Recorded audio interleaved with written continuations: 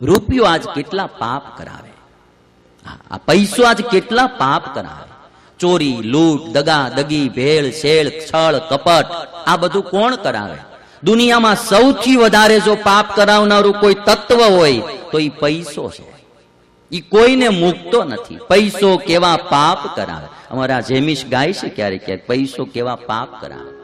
અને પૈસાનો મોહ પણ કેટલો બધો માણસોને ભાઈ ગાંડા થઈ જાય.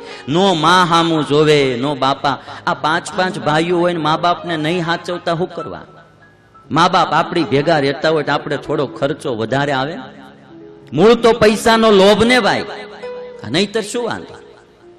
બોલે 4 ભાઈઓ હતા મા બાપના વારા કાઢ્યા કે 3 મહિના 4 ભાઈઓ રાખવાના, 4 તેરી 12. હવે આ 4 મહિના 4 ભાઈઓએ 3 મહિનાના મા બાપના વારા કાઢ્યા. 12 મહિના તો વ્યતીત થઈ જાય, પણ જે વરમાં અધિક મહિનો આવે ને તે દી પાછો પ્રોબ્લેમ. ત્યાં 13મો મહિનો કોણ રાખશે? અને મારા 4 ભાઈઓ કેવું કરે કે જે દિવસે મા બાપનો વારો જેની ઘરે જાય ને એટલે એવડાય માળા લીલોતરી શાક કરવાનું બંધ કરી દે, કઠોળના શાક ઠપકાર્યા કરે કે મા બાપ આપણી ભેગા છે ને આપણે લીલોતરી કરશું તો વળી વધારે પૈસાનું લાવવું ને, એટલે એવડાય તરત બંધ કરી દે, કઠોળ દાબે. એનો વારો પૂરો થાય ને બીજા દીકરાની ઘરે મા બાપ જાય ને એટલે એવડાય લીલોતરી બંધ કરી દે,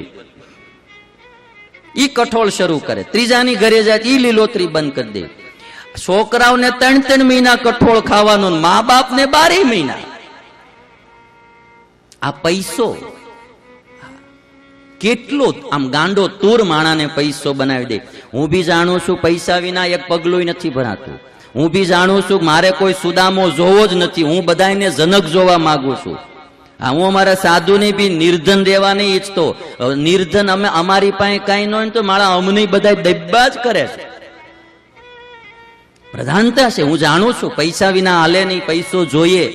મારું તો એટલું કેવું છે કે પૈસો નીતિથી કમાવો, એ પૈસા માટે પાપ ન કરવું, એ પૈસો એટલો પ્રધાન ન કરવો કે જેમાં ભગવાન, આપણી સંસ્કૃતિ, આપણો ધર્મ, આપણા મા બાપ કે આપણો કુટુંબ ભાવ ગૌણ થઈ જાય, એટલો એને પ્રધાન ક્યારેય ન કરવો.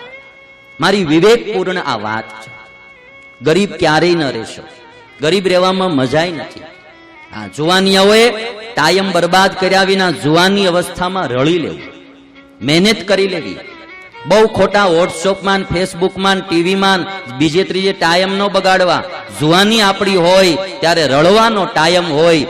જે કોલેજિયન છોકરાઓ હોય એને ખાસ મારી વિનંતી, આ ટાઈમ તમારો ભણવાનો છે. એ સમયે તમારો ટાઈમ બરબાદ ન કરશો. સારું ભણી લેજો, રળવા ટાણે રળી લેજો, ધન કમાઈ લેજો, ગરીબ ના રહેવું. પણ એક વાત એટલી કે પૈસાને એટલો પ્રધાન ન કરીએ કે આપણે પાપને માર્ગે જતા. અમારો ભાઈ બોલે